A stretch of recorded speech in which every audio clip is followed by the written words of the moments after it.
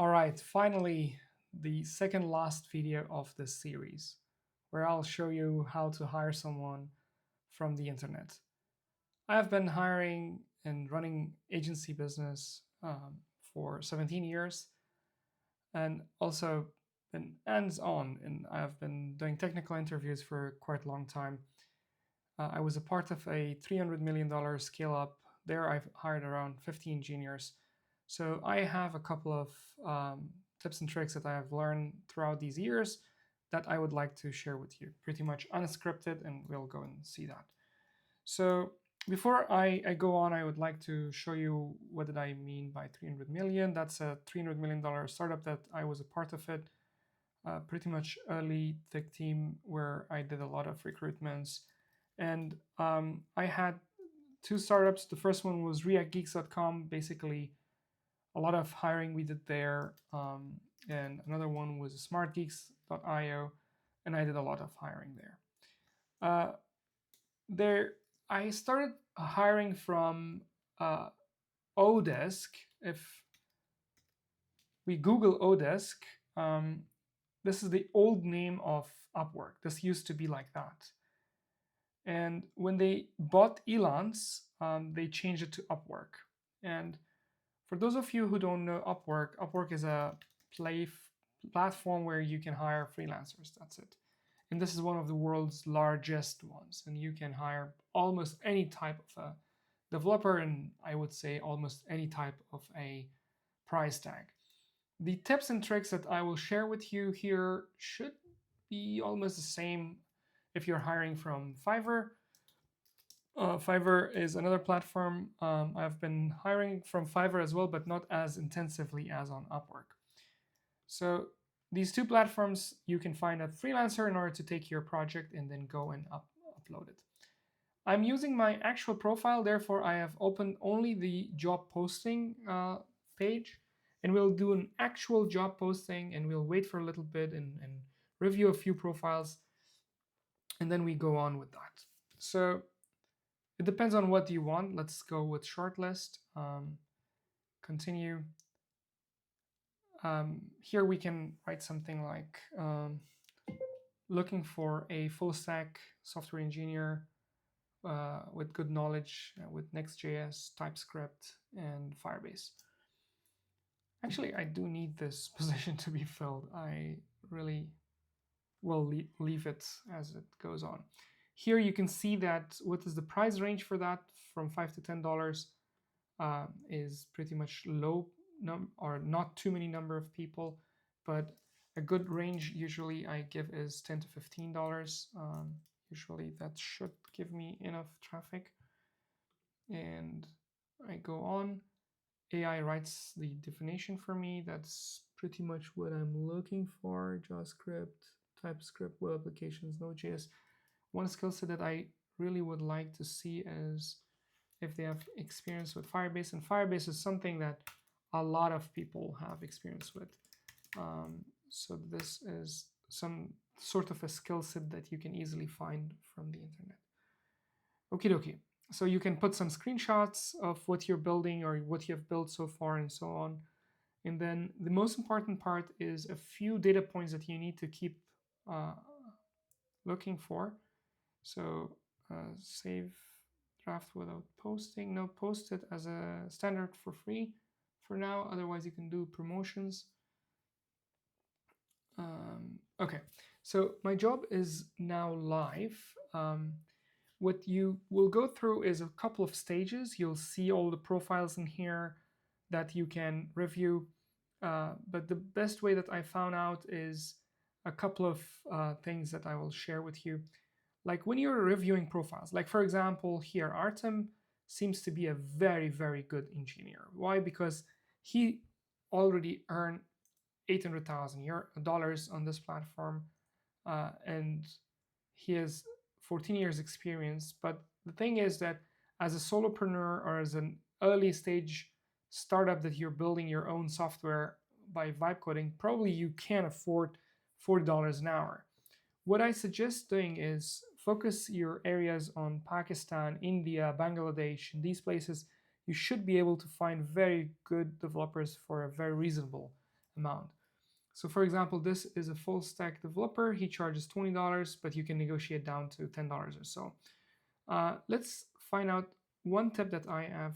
So there are a lot of scam going on in Upwork. You need to be very careful about. Like, you see a profile of a woman, you interview, a man shows up. You see a profile of, let's say, Mushtaq from Saudi Arabia. You see someone getting online that is shaved and that's not the same person, and they say that they are the same person. So you need to be careful about those scams happening on Upwork. It's a full jungle of a lot of things that are happening, which will definitely be the case in your case as well. So this guy is from Ethiopia. Um, I have never hired from Ethiopia, to be honest. I hired a lot from Pakistan and from India, and I speak the language fluently, so it's easy for me to go through that. So let's find something that looks nice. So this is a graphic designer, it's not a developer. What I want to do is open a profile and then go through a few other points. So what I usually do is, there was one profile in here that I did like. Which one was it? There was someone with React uh, information. So I do this thing, whatever is important for me. Like React is important, Next.js is important. So I'm gonna search for Next.js. At least if they didn't put Next.js on their title, that's already a bad sign that they should not do that. This is, by the way, the invite freelancer workflow. But the next one is reviewing your proposals. That's important as well. You can see we already received 4 proposals. We'll go and check that one out as well. Let's quickly see. This is Columbia designer. I'm not sure why the filter is showing designers in my list. So, okay, the tip I want to share with you guys was this, that select earned, no earnings yet. This is important because there are a lot of cool developers just getting into the platform. If you put this filter and then 10 and below, they usually charge less. And then only freelancers, no agencies, because usually agencies makes it super complicated, especially for you as a solopreneur. And then you see profiles that are just starting here and they're really good at what they're doing. For example, this guy from Pakistan, Ahmad, seems to be very relevant, and he's putting $10 an hour on his profile. Probably he's going to charge even less. This is $3 an hour. I'm not sure why exactly, but it could be that he's living in a suburban area or in a village somewhere, and the living cost there is pretty affordable, so it's okay for him. Mernsec developer web application at Sham. Okay, that seems to be okay. Sahel web developer, pretty much generic. I would ignore that because it doesn't like show off in there. But sometimes these profiles are even better to check.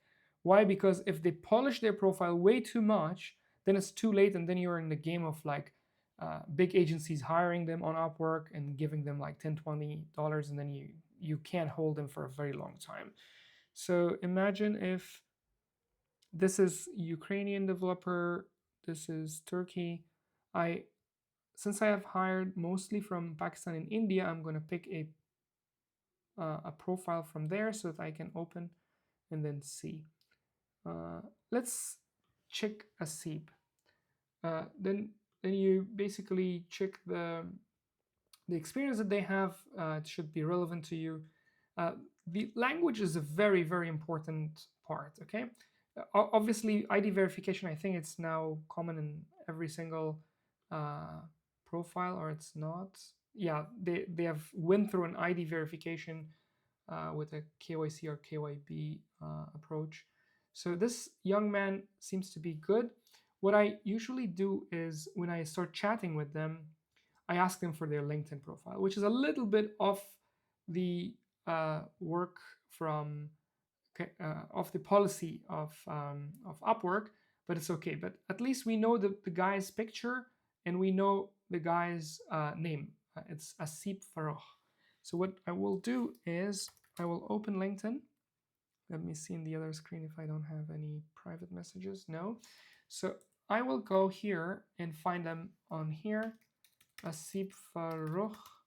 Because they have ID checked here, probably they're gonna be here. RPA Karachi seems like the same person.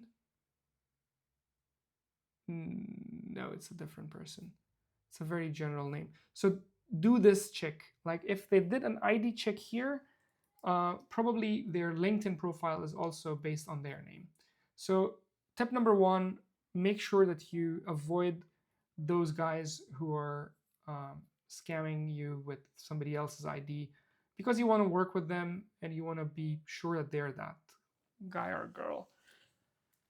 Okay, now we got someone from India, Dia. So Dia is from Ahmedabad, web solutions expert, 4 years experience. I think this kind of a profile is very good because with 4 years of experience and that kind of thing, it's, and then this looks absolutely a kind of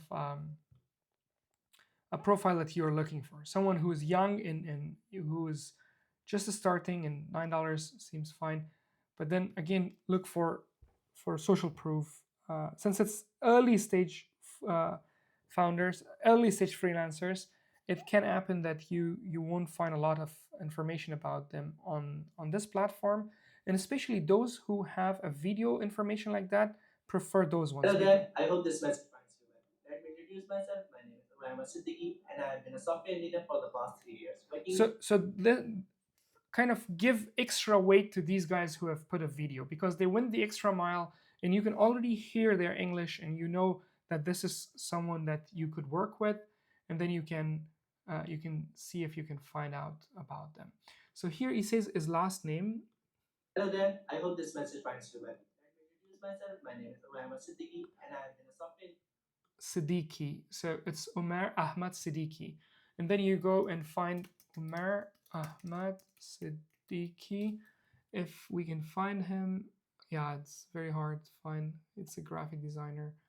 Umar Ahmad Siddiqui, maybe this guy. It's very hard to find. So when you get engaged with them on messaging, ask for their LinkedIn profile and double check, triple check their social proof, and then if they studied there, kind of like Google that university with their name and see if you can find some more information. So that social proof is number one. And also, we already got 31 proposals here. Same concepts apply for the people who just applied. A few extra things that you can do. Use these features. So, and then when you're scrolling down, you need to see if this is something that you would resonate with you immediately. So a share Pakistan, $15, and then something like that. You can keep scanning through that circle, and then whenever you see that, oh, this is going to work. For example, this budget wise, it wouldn't work with me. I'll just click down, and then those who work, for example, this one works 15, and then you keep going on and on and on, and then you have yourself a short list of those profiles that will work, and then the rest of them is just like literally messaging them and then asking for some um, proof of work, something that they've built, their GitHub, and so on. Those are the normal HR tips and tricks. But when it comes to technical interviews nowadays, almost every single technical interview can be cheated. I would not spend any time on technical interviews sending them a code challenge or something. It's just waste of time. The best would be that you schedule 30 minutes call with them and tell them that let's do some vibe coding. Share your screen and make sure that their camera is on so that you know that it's that John Doe or Jane Doe that you're hiring doing the vibe coding. And then you tell them that this is my code, please try to modify something in it. Or ask them to show something from their code and then try to give them some instruction to change it. And then you get a vibe of it. You get a feeling whether or not this is the right hire for you or not. With that, I wish you good luck with your recruitment. First of all, with your vibe coding and building that product that you have been wishing for a long time. And this being the second last video. I'm already missing producing this video, and it has a pile of work to edit and put it on the internet. Well, there isn't a lot of editing, but just to touch the sound quality a little bit and then upload it on my YouTube channel. It's almost 100 GB of data. So it was a fun series to produce. Thank you so much for all your attention. Looking forward to produce more content for you, cool guys. Please subscribe, share, and like.